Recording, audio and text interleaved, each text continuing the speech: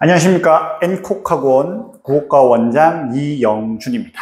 이번 영상에서는 신일고 1학년 국어 내신 이번 23학년도 1학년 1학기 기말고사 분석 내용을 알려드리도록 하겠습니다.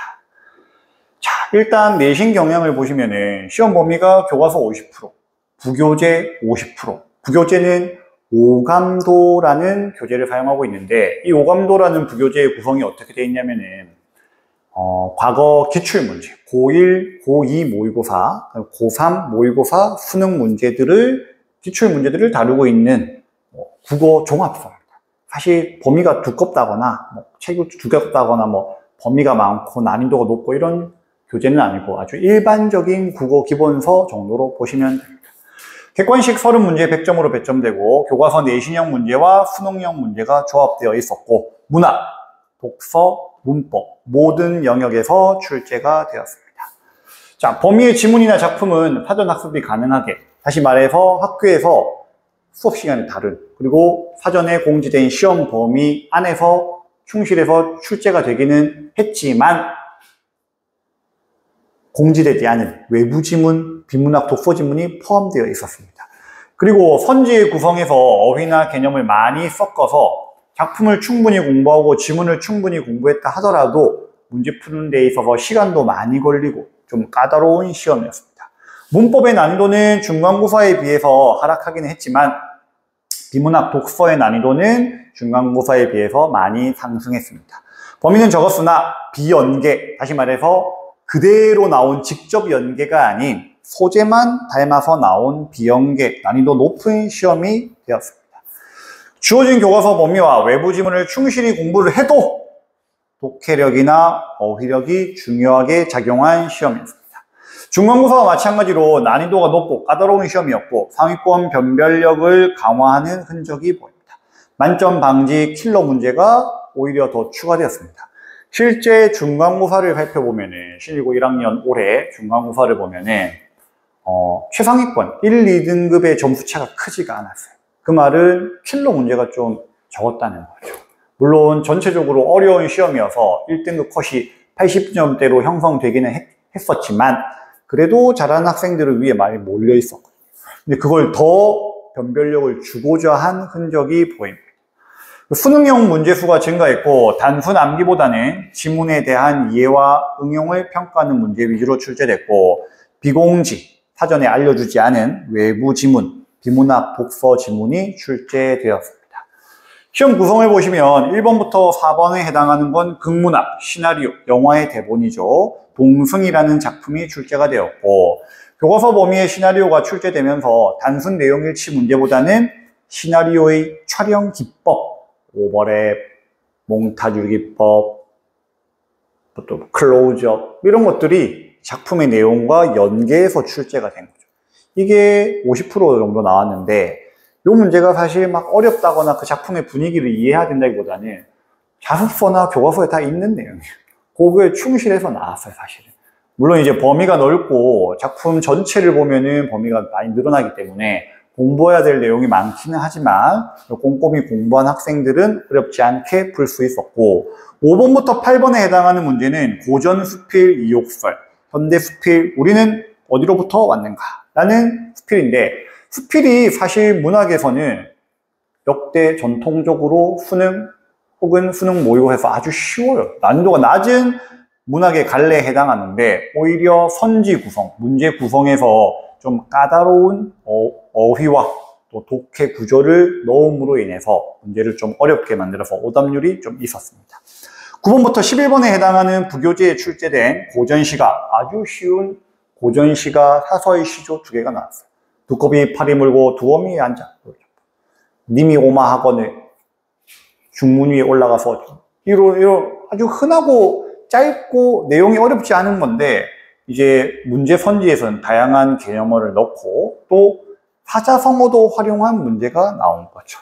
그래서 작품이 아무리 내가 공부가 돼 있다 하더라도 문제의 선지에서 이해 안 가는 한자성어라거나 이해 안 가는 개념어가 있으면 풀 수 없는 거예요.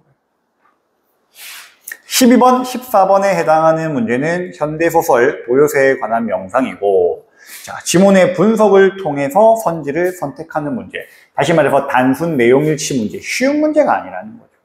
이 지문의 전개 방식이라거나 지문 내의 상징적 의미라거나 이런 부분에 대해서 좀 심도 있는, 깊이 있는 학습이 되어 있어야지 풀 수 있고, 아까 말씀드렸다시피 마찬가지로 작품 자체만 아주 공부가 잘 돼 있다고 해서 문제에 있는 선지를 다 알 수 있는 건 아니기 때문에 기본적인 국어 실력과 어휘력, 독해력 뿐만 아니라 많은 다양한 문제를 풀어볼 문이라서 선지를 분석하는 능력이 중요한 거죠.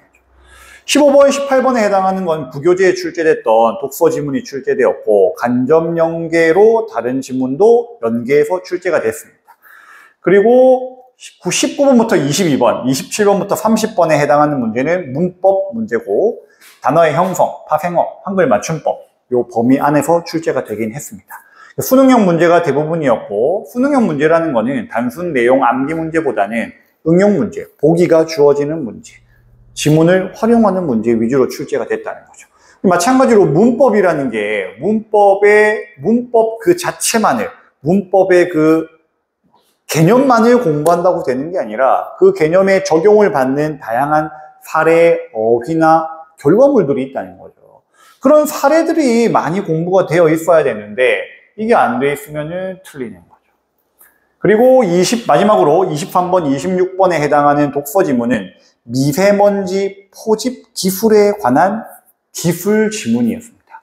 물론 최근 몇 년 내에 관심사이기도 하고 관련된 기술이 많이 나왔기 때문에 많은 정보들이 있긴 한데 좀 까다로운 생소한 지문인 거죠. 왜냐면은 미세먼지는 우리가 흔히 알고 있는 개념이긴 하지만은 그 미세먼지를 포집하는 기술에 관해서는 워낙 다양하고 또 깊이 있기 때문에 생소하거든요.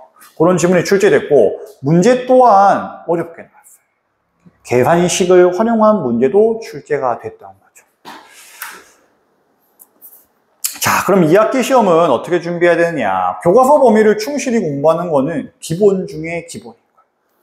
4, 5등급을 받으려고 하더라도 교과서 학습은 당연히 돼야 되는 겁니다.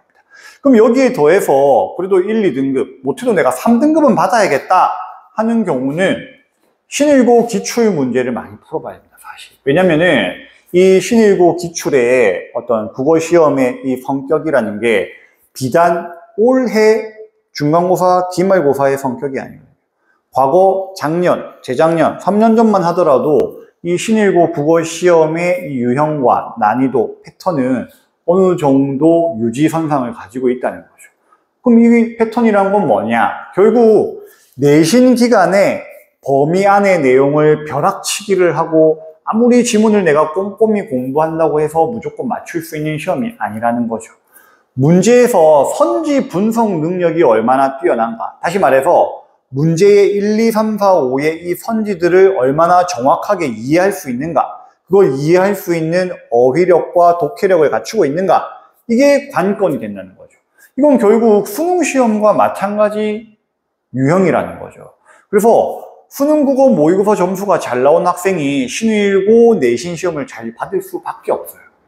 다른 학교 같은 경우는 모의고사 점수가 잘 나와도 내신을 꼼꼼하게 공부하지 않은 학생이 점수가 떨어지는 경우가 많아요. 반대로 모의고사 점수는 3, 4등급 나오는데 내신에 정말 암기 꼼꼼하게 하고 학교 수업 잘 듣고 범위 안에 걸 달달달달 외워가지고 1, 2등급 나오는 학교도 있다는 거죠. 신일고는 그렇게가 안 되는 국어 시험이라는 거죠. 그래서 신일고 기출문제는 당연하거니와 유사한 타학교 고난도 기출문제를 많이 풀어봐야 돼요. 그리고 다양한 문제를 통해서 선지 분석 능력을 기르는 것이 중요합니다.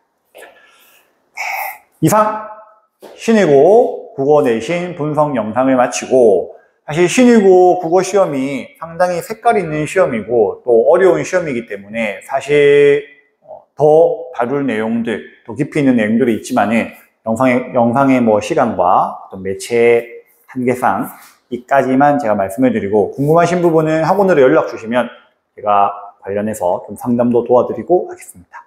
감사합니다.